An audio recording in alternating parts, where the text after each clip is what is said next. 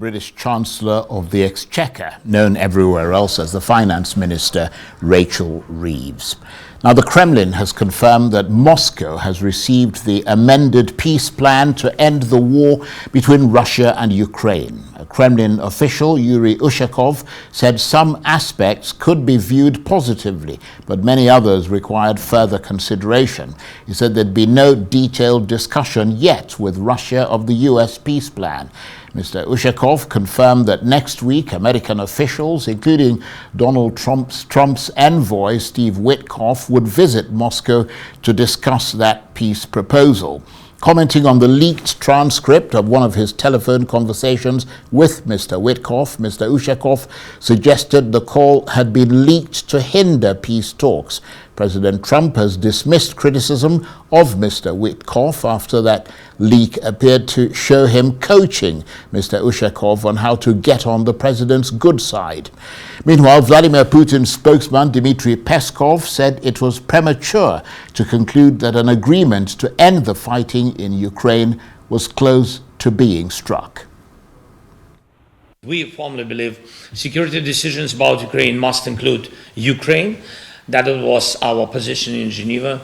And always security decisions about Europe must include Europe. And the same applies to Canada, Japan, Australia, New Zealand, other countries, and every nation. And this is simply fair, and it actually works. Because when something is decided behind the back of the country or its people, there is always a high risk that it simply will not work. Ukraine has the framework developed by our teams in Geneva. That framework is on the table, and we are ready to move forward together with the United States of America, with personal engagement of President Trump, and with Europe, with leaders, and with all partners who have their strengths and capacity to help.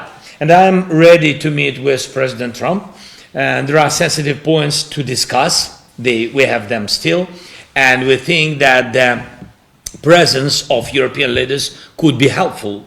And let's discuss some key issues today in a closed format. As long as Russia has not taken real steps toward demobilization, real steps to shut down its war machine, steps that would clearly show that Russia is serious about ending this war of aggression, we do not have the right to stop working to support Ukraine, to support our people, and to support our collective security, and we do not have the right to demobilize.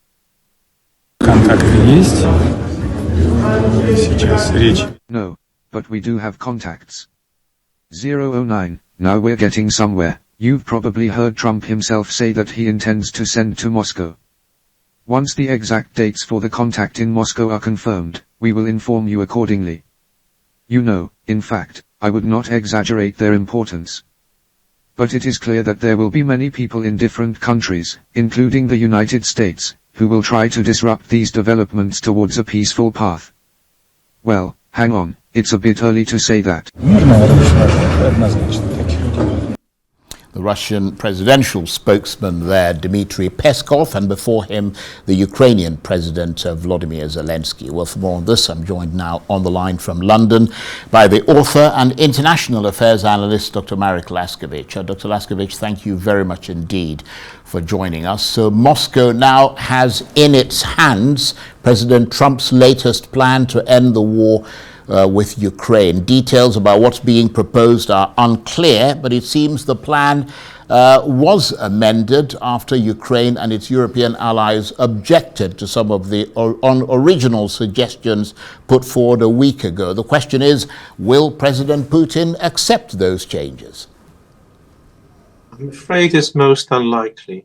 There is no need for him to do so at present, and as far as one can tell, President Donald Trump made a plan which has been criticized as being pro-Russian, but it is indeed the Russian set of demands. Then he went from Zelenskyy, and in effect Europe too, and got what President Zelenskyy wants to see. And the net result of this is that we're no further advanced than we were before, except for one key point. Everyone is talking, everyone is negotiating to some extent, and that is the most important aspect. However, it would appear that President Donald Trump's threat of pulling out tomorrow has disappeared. It would also appear that the original 28-point Russian plan is dead in the water, and instead it's a Ukrainian plan which is going forward. And that's why I return to my original comment. President Putin simply does not want that Ukrainian plan and has no need to agree to it. So it's unlikely that it will go ahead at once, if at all. That's very interesting. Do we have any idea what's in this amended peace plan? Because all we're hearing is that it's shorter than the 28-point plan that was leaked last week, and that the Ukrainians seem to be a lot happier than they were before they sat down with the Americans in Geneva at the weekend. As far as I can tell, the key point is that Donald Trump wants to see peace and therefore some sort of ceasefire, and this is what's pleasing the Ukrainians. And everything else is going to be for future negotiation, including the territorial changes should they be agreed to. Well, this is precisely what President Putin does not want. He is not going to give a ceasefire until he's got a concrete peace plan to which he can sign. And therefore, initially, President Putin was very happy with President Donald Trump. Now President Donald Trump has gone along with President Zelenskyy. President Zelenskyy is very happy. However, we're still at where we were. The Russians and Ukrainians have totally different ideas about the peace proposal. And although there may be some minor changes, this is unlikely, therefore, to succeed. And the key points why President Zelenskyy is in a better mood is because things, apparently, as I've read, from what I can read, are supposed to be decided later. Well, that is virtually meaningless, to be quite honest. So there's going to be a trip here and a trip there, and we're back to the usual rounds, which have we seen for the past 3.5 years. Meanwhile, of course, the killings continue. And we understand that Donald Trump's envoy, Steve Witkoff, will travel to Moscow next week for talks with Mr. Putin. How do you read the tea leaves here? I mean, he's a regular visitor to Moscow, and the fact he's going again, does that suggest that this process is still unfolding, or does this suggest that we're getting close? I don't think we're getting close. What it means is the process is ongoing. It means that both sides, and here in this case, Russia and USA, still see that they can talk, that there's perhaps some possibility of going forwards. And the visit, therefore, in that respect, is very important. However, we're not getting any closer. What we are doing is perhaps finding some points which are agreeable, but not the key ones. The territory, the sovereignty, the army, the reparations, and for that matter, war criminality. All this is still, so to speak, supposed to be decided in the future. So therefore, no immediate change, and therefore, as you rightly pointed out, the war will continue. And it will continue, and the Russians, of course, are hoping that they could nip off, so to speak, Pokrovsky, the town, whilst these negotiations are ongoing. Meanwhile, of course, Mr. Witkoff has been making the news in his own right, hasn't he? A leaked audio recording obtained by Bloomberg appears to reveal him coaching a Russian official, Yuri Ushakov, on how best to appeal to President Trump. I mean, what do you make of it? Is it likely to make any difference in the long run beyond causing people to perhaps shudder?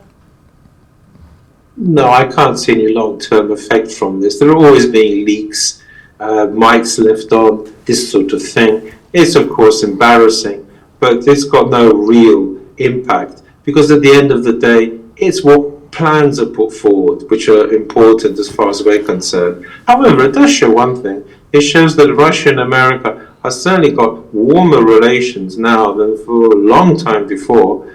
And that is in itself very significant because the implication is that should some sort of peace be signed between Ukraine and Russia, Russia will become, in America's eyes, a favored nation and will be working very closely with American business. That's the impression that's coming from it, that really America, and not just America incidentally, other countries are hoping to put an end to this war so they get back to doing business with Russia with all those lovely raw materials that they have. But of course, at the very least, I mean, it does rather imply, doesn't it, especially to the critics of the Trump administration, that there's an uncomfortably cozy relationship between Mr. Witkoff and his Russian interlocutor. Quite so. Yes, I'll go further. There's seemingly a pleasant relationship between Putin and Trump himself. And this has been known for some time, and ever since Donald Trump took office, that has been the situation. Why this particular leak is unimportant is because it adds nothing new. We knew they have a nice relationship. America sees, that's under President Donald Trump, Russia as someone with whom they can do business in the long run. And so they're trying to end this war. And as for what deal is struck, please remember, the critics of President Donald Trump support Ukraine's position, which is, of course, an extreme one in Russian eyes, which they're unlikely ever to agree to, and vice versa. There are people, of course, who are opposed to any sort of deal with Russia, except the Ukrainian one. And this is the basis of the criticism. There's nothing new that we learned from that leak apart from this. Thank you, Dr. Laskiwiecz. Much obliged to you for that assessment. Dr. Marek Laskiwiecz is the author and international affairs analyst who was talking to me on the line from London.